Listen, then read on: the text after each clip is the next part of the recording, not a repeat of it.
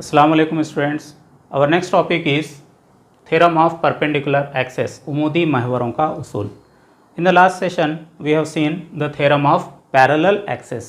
इससे पहले हमने मुतवाज़ी महवरों का उसूल देखे हैं. अब ये जो theorem of perpendicular axis जो theorem है, this theorem relates the moment of inertia of a laminar object about three mutually perpendicular and concurrent axes. इसका मतलब ये है कि ये ऐसे अजसाम के लिए उसूल बनाया गया है जो कि पतले और हमवार हों, पतले और हमवार हों, और वो उसमें तीन बाहम उमूदी महवर हों और तीनों के तीनों एक ही नुक्ते से निकलने वाले हों. तो उसके अतराफ जो जमूद का मियार असर होगा उसके ताल्लुक़ से ये थ्योरम बतलाया गया. अब लैमिनार ऑब्जेक्ट का मतलब क्या है? पतले और हमवार. जैसे कि कोई पत्ता है, लीफ है, या हमने जो दो तरह के मोमेंट ऑफ इनर्शिया जो दो ऑब्जेक्ट के देखे, रिंग और डिस्क, वो भी इसी में आते हैं, लैमिनार ऑब्जेक्ट में ही आते हैं. तो इस तरह से जो डिस्क है, रिंग है, या फिर कोई भी एक पतली शीट है, इस तरह के जो ऑब्जेक्ट होते हैं वो पतले हमवार लैमिनार कहलाते हैं. अब यहाँ पर भी हम एक उसी तरह का एक रिजिड लैमिनार ऑब्जेक्ट तस्वूर करेंगे. अब उसके लिए कोई भी एक ऐसी शक्ल बना लेना है और उसमें तीन हमको म्यूचुअली परपेंडिकुलर एक्सेस लेना है, बाहम उमूदी महवर. अब इसमें ख़ास बात ये होनी चाहिए कि इसमें से दो जो उमूदी महवर हों, दो जो परपेंडिकुलर एक्सेस हों, वो उसके प्लेन में हो, मुस्तवी में हो, और तीसरा जो है वो उसके प्लेन को, उसकी मुस्तवी को उमूदन हो. तो इस तरह से यहाँ पर तीन महवर हम लेंगे, ये एक, ये दो और ये तीन. ये फ़र्ज़ कीजिए एक्स एक्सिस, ये फ़र्ज़ कीजिए वाई एक्सिस, और फ़र्ज़ कीजिए ये जेड एक्सिस. फ़र्ज़ कीजिए यहाँ पर एक्स और वाई जो है वो मुस्तवी में है, प्लेन में है. समझो कि ये प्लेन ऑफ द पेपर, हाँ, तो ये उस प्लेन में, मुस्तवी में है, और ये जो है वो उसको उमूदन है. ये इस तरह से दो इस मुस्तवी में हैं और एक प्लेन है इस तरह से. हाँ, जैसे कि अब आपको अगर तीन पेन के ज़रिए से अगर मैं बतलाऊं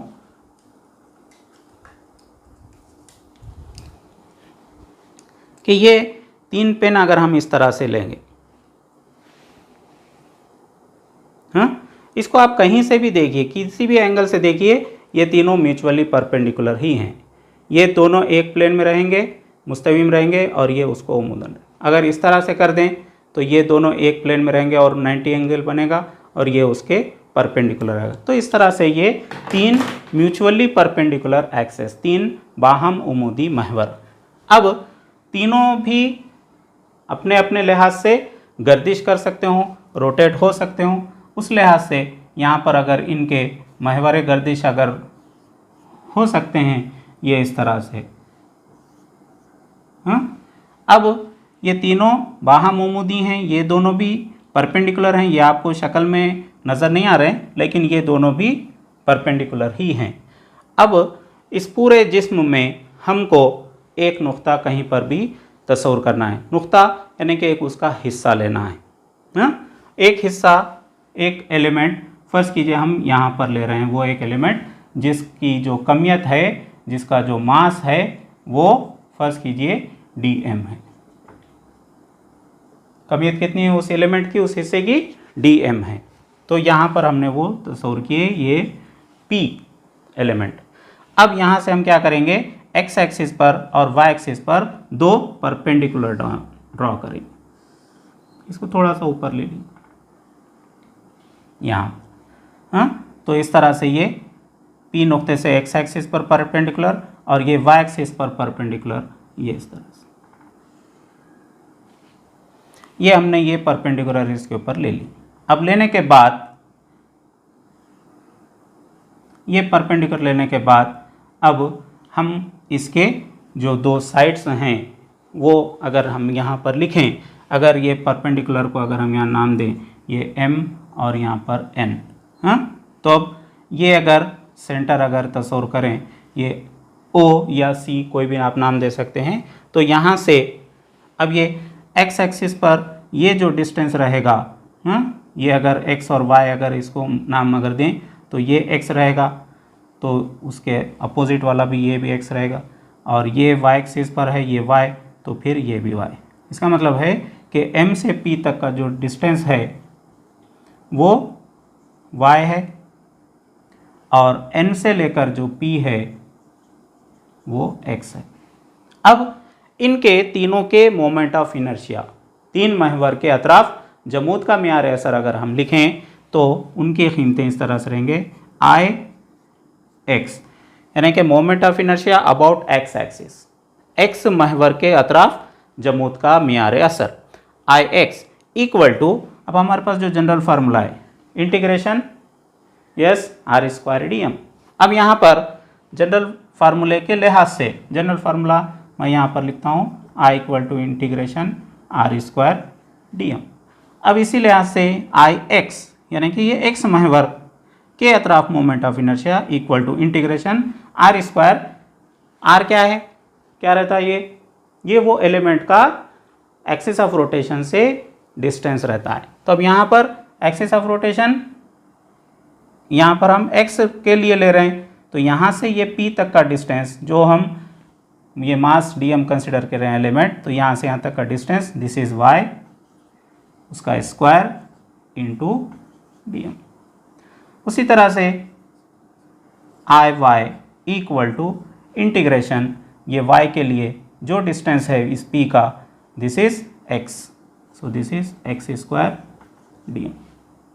अब उसके बाद ये z के लिए हमको लेना है, तो ये z के लिए समझो कि इस तरह से ये z तक का जो डिस्टेंस है, therefore I Z equal to integration. अब ये z का इंटीग्रेशन किस तरह से मालूम करेंगे, तो यहाँ पर ये क्या बन रहा है, ये ट्राइंगल बन रहा है। ये पूरी फिगर अगर आप लेंगे तो ये तो पैरेललोग्राम बन रहा है, मुतवाज़िल अज़ला बन रहा है। तो ये पैरेललोग्राम के हमारा जो वेक्टर एडिशन का लॉ है, law of parallelogram, law of vector addition, तो उसके मुताबिक जो मुतवाज़िल अज़ला का जो क़ानून है उसके मुताबिक हम अगर लिखें तो इसकी कीमत आती है under root Y square plus x square, under root Y square plus x square, ये whole square into D M, right. तो therefore I Z equal to integration, ये अंडर रूट और ये होल स्क्वायर, ये दो कट हो जाएंगे तो बचेगा क्या, y square plus x square into D m. अगर इसको डी एम से अगर ज़रब दें, ब्रैकेट सॉल्व करें, तो this will be y square D m plus integration x square D m. Therefore integration y square D m is I x plus integration x square D m I y. Therefore I Z equal to I x plus I y. तो ये है theorem of perpendicular axis, उमूदी महवरों का उसूल। और इस उसूल को जब आप अल्फाज में बयान करेंगे तो वह रहेगा थ्योरम ऑफ परपेंडिकुलर एक्सिस का स्टेटमेंट, यानी कि अगर सवाल आए उमूदी महवरों का उसूल बयान कीजिए तो उसका जो स्टेटमेंट रहेगा, उसका जो बयान रहेगा वो अभी आप आपके स्क्रीन पर देख रहे हैं। इसका स्क्रीनशॉट लीजिए और उसको अपने नोटबुक में लिखकर उसको अच्छे से समझिए और स्टेटमेंट को एज इट इज़ याद कीजिए। Okay, our next topic is angular momentum और मोमेंट ऑफ लीनियर मोमेंटम, यानी जाविया मियार हरकत यानी एंगुलर मोमेंटम या खती मियार हरकत का मियार असर। तो जिस तरह से रोटेशनल जो डायनामिक्स है उसमें हम ये जो लीनियर मोमेंटम है उसका अगर एनालॉगस टर्म अगर देखें, so that will be the angular momentum, यानी खती मियार हरकत जो इंतकाली हरकत के दौरान जिस्म के लिए अगर हम लें तो वही उसी का जो मुतमासिल है, किसमें, दायरवी हरकत में या गर्दिशी हरकत में, तो उसको कहा जाता है ये ज़ावियाई मेयार हरकत। तो ये वो ज़ावियाई मेयार हरकत, यानी कि ये खती मेयार हरकत का ही एनालॉगस है, यानी मुतमासिल टर्म है ज़ावियाई मेयार हरकत। सिर्फ दोनों की हरकत का फ़र्क है। जैसा कि हमने इससे पहले बहुत सारे टर्म देखे हैं, ट्रांसलेशनल मोशन और रोटेशनल मोशन, सब सेम उसी तरह से। इसके लिए मैं आपको एक सादा बोलता हूँ कि जैसा कि टॉर्क है यानी कि गर्दिशा, वो फोर्स के लिए फोर्स का म्यार असर, कुव्वत का म्यार असर कहलाता है। It is a moment of the force. Likewise उसी तरह से ये भी जो है वो लीनियर मोमेंटम का एनालॉगस टर्म है एंगुलर मोमेंटम रोटेशनल डायनामिक्स में। तो अब हम इसका थोड़ा सा इंट्रोडक्टरी पार्ट देखेंगे, उसके बाद इसका एक्सप्रेशन हासिल करेंगे। तो यहाँ पर जो ज़ावियाई मेयार हरकत है वो खती मेयार हरकत का मेयार असर के तौर पर हमको यहाँ पर बयान करना है। तो जिस तरह से खती मेयार हरकत को P से जाहिर किया जाता है। अगर कोई एक पार्टिकल, एक जिस्म दायरवी हरकत अंजाम दे रहा है तो उसका जो लीनियर मोमेंटम रहेगा, खती मेयार हरकत रहेगा, उसको P से जाहिर किया जाता है। और ज़ावियाई मेयार हरकत एंगुलर मोमेंटम जो है उसको L से जाहिर किया जाता है। So L equal to R cross P, ये उसको जाहिर करने का formula. So the angular momentum is given by L equal to R cross P। तो L equal to R cross P ये उसको जाहिर करने के लिए बताया। यहाँ पर L is the angular momentum, P is the linear momentum and R is the position vector from the axis of rotation। जो महवरे गर्दिश है वहाँ से जो पोजीशन वेक्टर यानी कि सिमती जो मुकाम है वहाँ तक का जो फासला है उसको इस R से जाहिर किया जाता है। अगर इसका मैग्नीट्यूड अगर लेंगे, कदर अगर लेंगे, तो कदर लेने पर क्या होगा, चूंकि ये क्रॉस मल्टीप्लिकेशन है और ये वेक्टर चला जाएगा, then it will be L equal to, इसका क्रॉस मल्टीप्लिकेशन होकर क्या होगा, ये PR साइन थीटा। तो ये P यानी कि खती मेयार हरकत और R यानी कि वो perpendicular distance from the axis of rotation. ये R यहाँ पर क्या रहेगा, जो महवर गर्दिश है वहाँ से उमूदी फासला, और थीटा उस दोनों के दरमियान में बनने वाला एक जाविया। तो इस तरह से ये L equal to PR sine theta उसकी कदर की सूरत में। अगर दोनों अगर एक दूसरे के उमूदन अगर रहें तो L equal to PR sine 90 and it will be simply PR, या L equal to R into P, आप उसको इंटरचेंज भी करके लिख सकते हैं। तो इस तरह से ये उसका इंट्रोडक्टरी पार्ट। अब हम उसका एक्सप्रेशन देखेंगे in terms of the moment of inertia.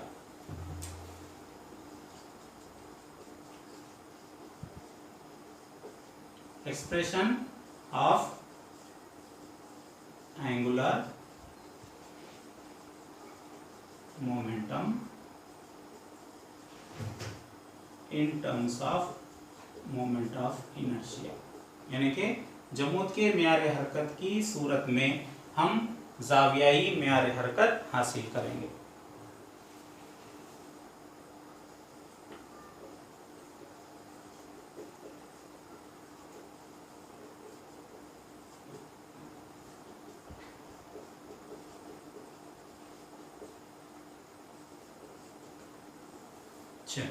तो अब ये एक्सप्रेशन हासिल करना है। अब एक्सप्रेशन हासिल करने के लिए फिर हमको वही एक रिजिड बॉडी चाहिए। तो फर्स्ट कीजिए ये इस तरह से कोई भी एक रिजिड बॉडी लेने के लिए आप ऐसी कोई भी टेढ़ी फिगर बना लीजिए। अब इसमें फर्स्ट कीजिए कि ये एक एक्सिस ऑफ रोटेशन है।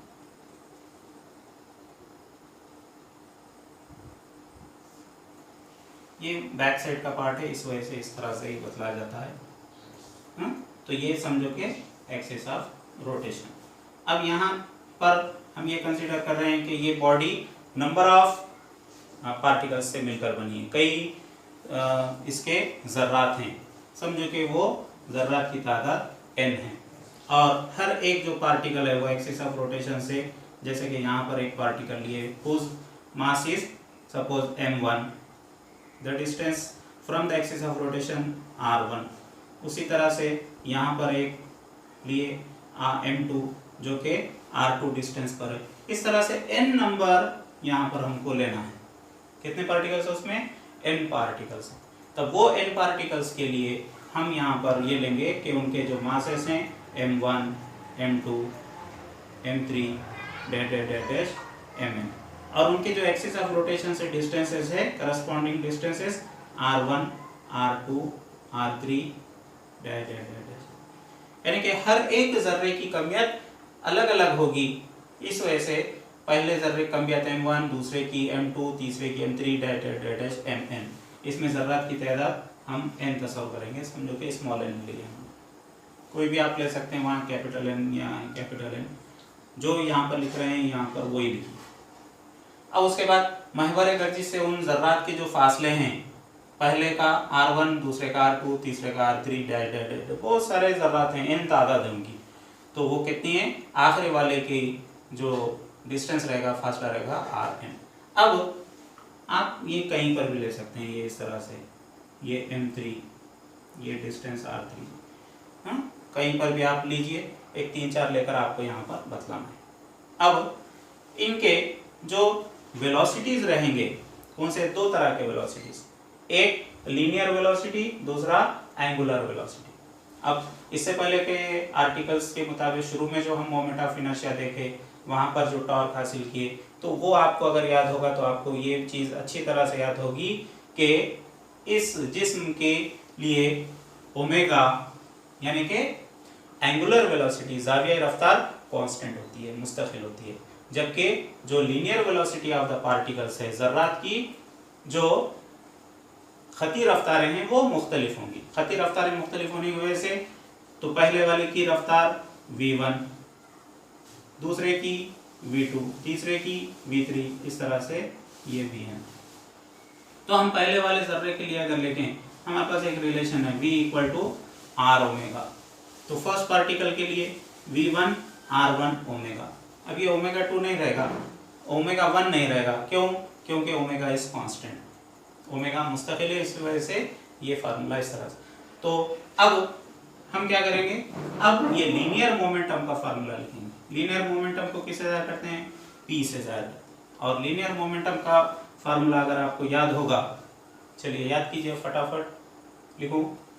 चलिए m into v, m into v यानी कि कमियत ज़रब रफ्तार। जी हाँ, आप 11वीं जमात में जो फर्स्ट चैप्टर था उसमें तमाम जो आप फिजिकल क्वांटिटीज़ पढ़े हैं उसमें ये लीनियर मोमेंटम भी पढ़े हैं। तो उसमें लीनियर मोमेंटम यानी कि जो खती मेयार हरकत है, वो खती मेयार हरकत जिसका फार्मूला है m इंटू वी यानी कि मास इंटू वेलोसिटी, कमियत ज़रब रफ्तार। तो उस वजह से यहाँ पर फर्स्ट पार्टिकल के लिए अगर हम लेंगे तो P1 equal to m1 into P1, तो therefore P1 equal to m1 v1 की जगह r1 और ये ओमेगा। अब ये तो हो गया P यानी कि खती मेयार हरकत, लीनियर मोमेंटम। अब इस लीनियर मोमेंटम का आपको मोमेंट लेना है, इस खती मेयार हरकत का मेयार असर लेना है, तो वो क्या हो जाएगा? वो हो जाएगा ज़ावियाई मेयार हरकत यानी कि angular momentum which is denoted by L and it's formula is P into R। अभी जो थोड़ी देर पहले हमने देखे हैं, तो L equal to P into R, तो L1 equal to P1 R1 for first particle. पहले जर्रे के लिए L1 मसावी है P1 R1। अब P1 की कीमत यहाँ पर लिखे हमने M1 R1 ओमेगा, फिर ये ज़रब R1 क्या हो जाएगा? ये ये हो जाएगा m1 r1 into r1 square और ये ओमेगा, तो ये होगा L1। अब उसी तरह से आप अब ये हर मर्तबा इस तरह से पूरा डिटेल लिखने की बजाय आप डायरेक्टली लिख सकते हैं for second particle angular momentum, दूसरे जर्रे का जावियाई म्यारे हरकत इक्वल टू डायरेक्ट लिखिए आप m2 r2 स्क्वायर ओमेगा। तीसरे के लिए L3 m3 r3 square omega. कहाँ तक जाना है?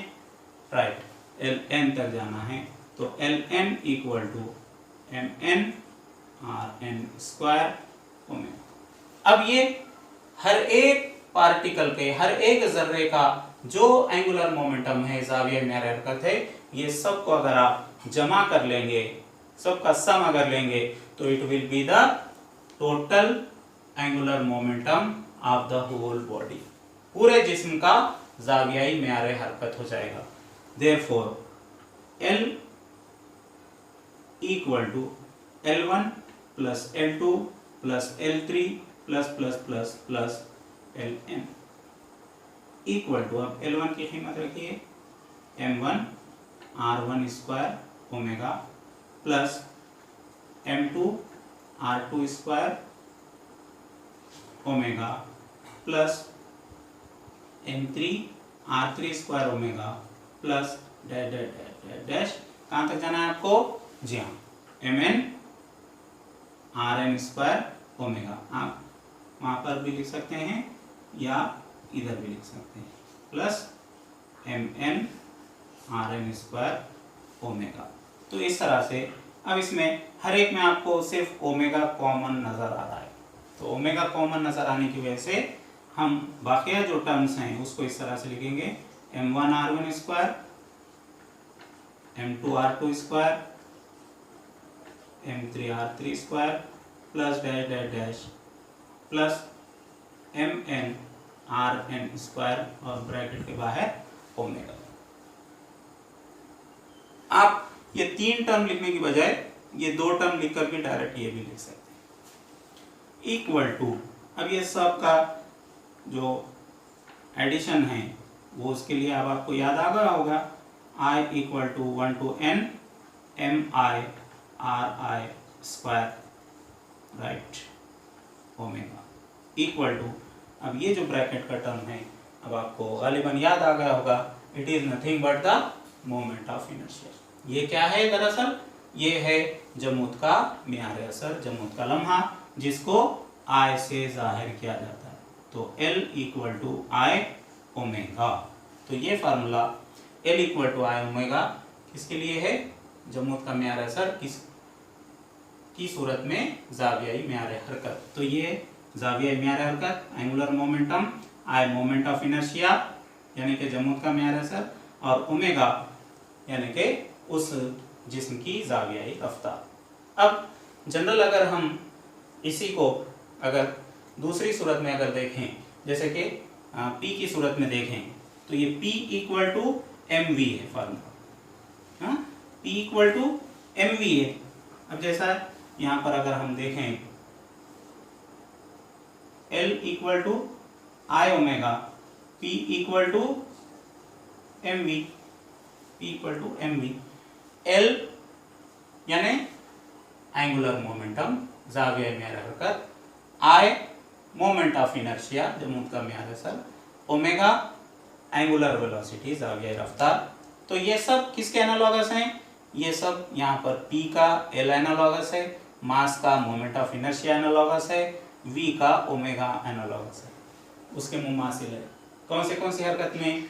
ये ट्रांसलेशनल मोशन में, इंतकाली हरकत में, और ये रोटेशनल मोशन में, यानी कि जो गर्दिशी हरकत है उसमें ये एनालॉगस टर्म्स। इस तरह से ये expression of angular momentum in terms of the moment of inertia. तो इस तरह से आप जो जावियाई म्यारे हरकत है वो जमूत के म्यारे असर की सूरत में मालूम कर सकते हैं।